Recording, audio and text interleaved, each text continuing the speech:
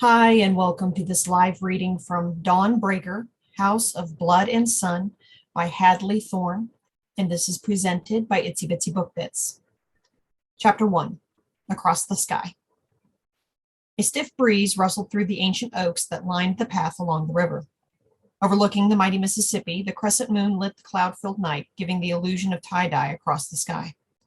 There was a hint of rain on the wind that carried with it a sense of impending doom. At least that is what the lone figure thought as they approached the rusted wrought iron fence along the levee. To the untrained eye, the figure was merely counting cars crossing the mighty river's bridge, but to anyone who still had the sight to see, it moved with a grace and ease that whispered otherworldliness. Niamh el Ri'ili, the high princess of the Emerald City under the Mound, was caught in the grip of prophecy. Oblivious to the burn of the steel, white-knuckled, Niamh grasped the fence to stay upright. It appeared that she stared into nothingness, but in truth she was frozen in place as visions and emotions overwhelmed her senses. As one of the Tuatha De Danann, the elven sidhe, Niamh was connected to the natural energies of the world tree and the flows that ebbed from it. In her vision, dark specters gathered on the horizon, phantoms that gnawed at her frayed edges while something or someone lurked just beyond the veil that separated the 9 worlds of Yggdrasil. Whatever was looming in the darkness was something altogether alien. Whether it was something new or an ancient evil, the Sidhe princess wasn't sure. What she did discern was it was coming, and it was coming fast. In her mind's eye, she watched things unfold like a film reel. Images of phantoms taking possession of all manner of kin, legions of seelie and unseelie troops united under one banner, a celestial bear warrior, children born of blood and bone, and guardians of old riding together into battle against a common foe swarmed together, fast and furious in her mind. It was as though the shadows rose from the sidewalk and began to pull her down into the ether. In the space of a breath, she was flying on the back of an enormous bird, removed from everything, and then in the blink of an eye, she was trapped in a tower as the world was set on fire around her.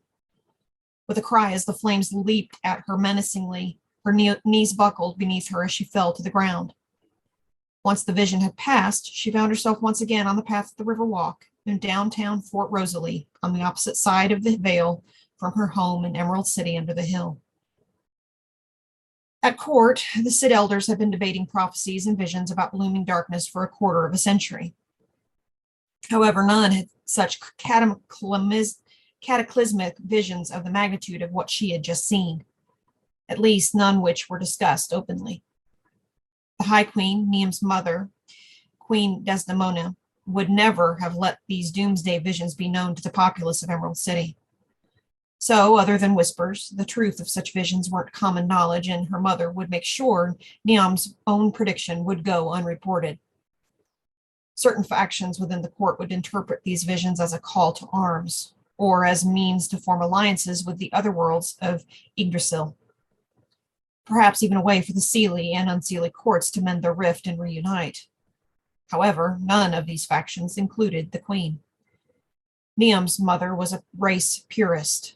Since Niamh's father had disappeared, her mother's politics had included an elitist mentality, one that focused on the superiority of the pure-blooded fae, especially the Sidhe above those that were darker in nature or who had mixed bloodlines.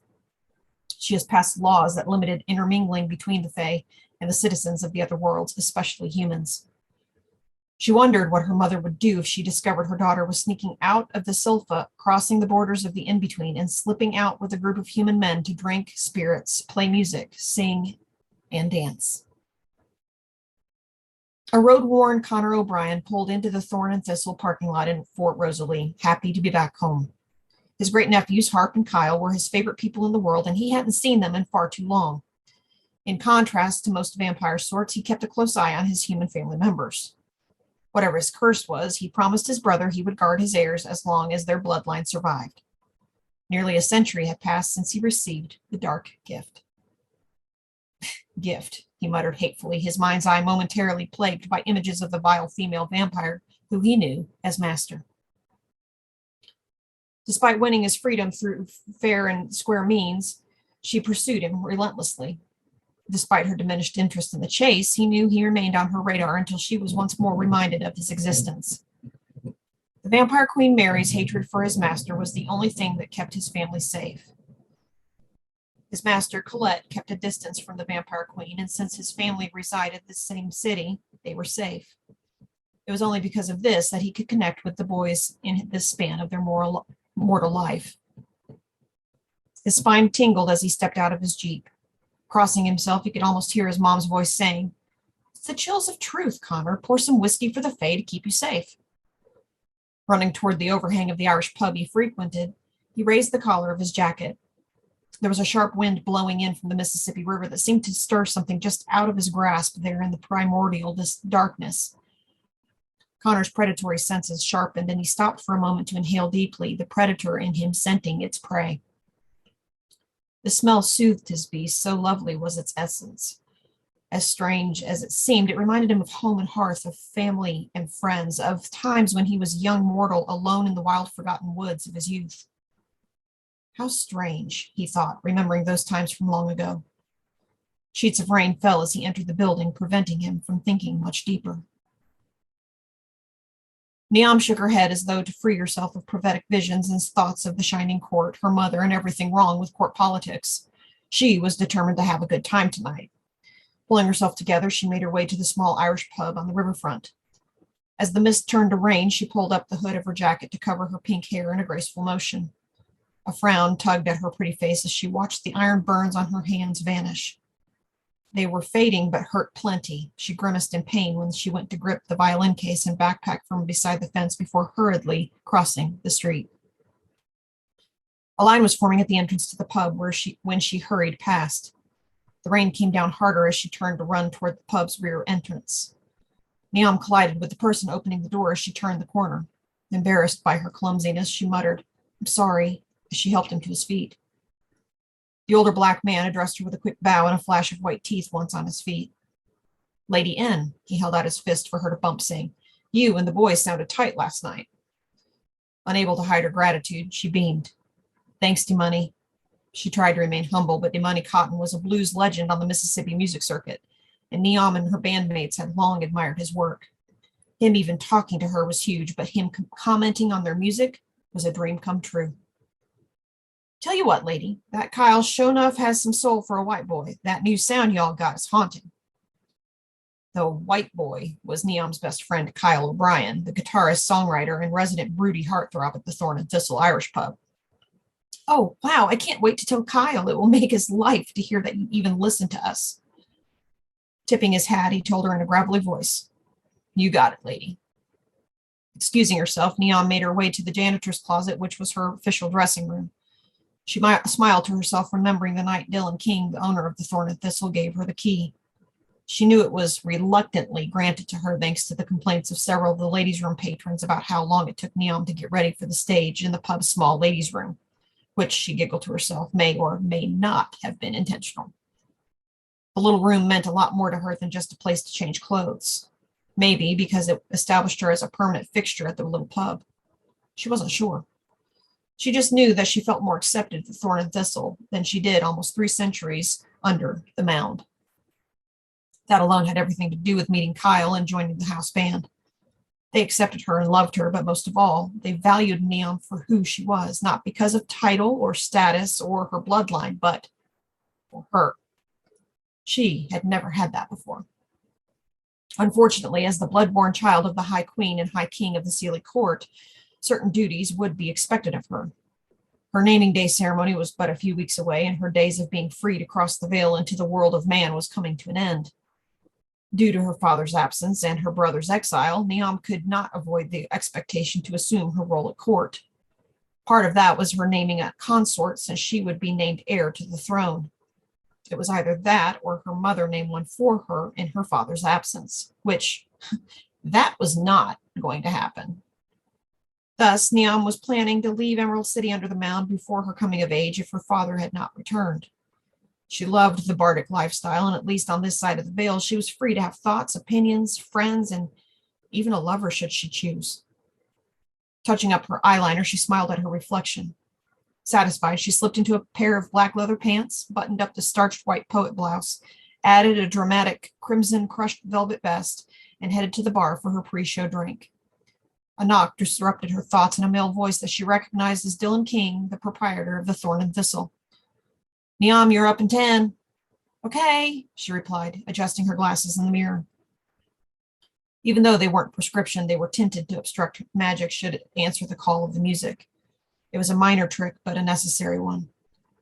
Putting the finishing touches to her hair, she applied dark red lipstick to her pale face before making her way to the bar. Tonight's crowd was smaller than normal, which was probably due to the rain.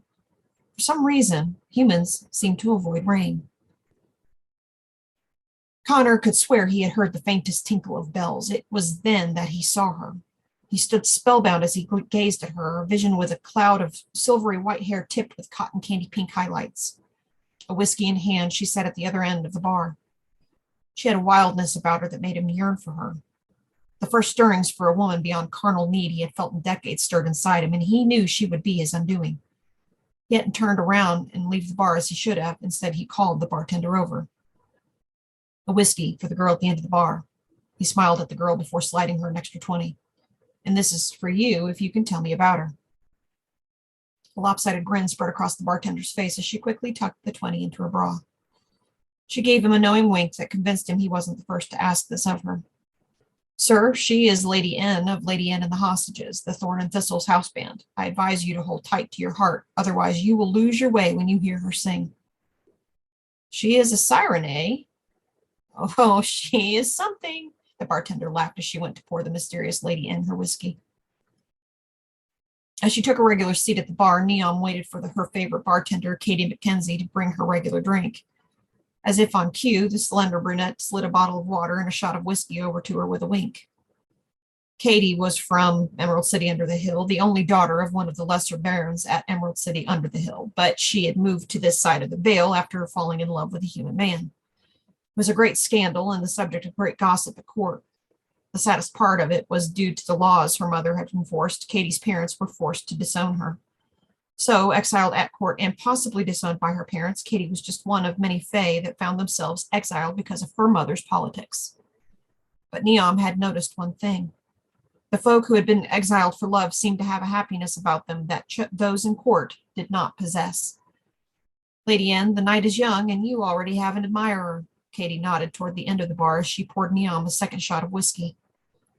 Casting a glance at where her friend was looking, Niamh hid a shy smile when she saw a devilishly handsome man at the end of the bar smiling at her. His black hair was wavy and worn a little longer than she preferred, but it gave him a careless look that she realized probably worked best with the wavy black curls.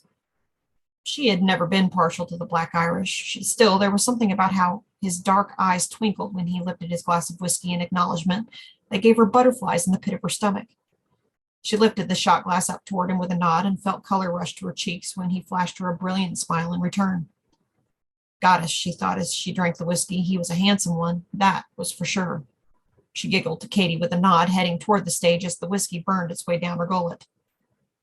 "To be continued," the bartender jokingly called after her with a nod toward the gentleman who'd sent her the drink. Casting one last look over her shoulder at the man, Niamh joined the band on the small stage and prepped for their set. In the end, the young woman threw Connor a shy smile, and Connor couldn't help but return her smile with a toothy version of his own. There was something bewitching about her. According to his cousins, the lass was a goddess among humanity. He was starting to see they might be onto something. Connor could feel the heat of her blush when she lifted the shot glass and nodded her thanks. His desires flooded over him, and for the first time in decades, he craved for touch and to sink his fangs into a soft neck.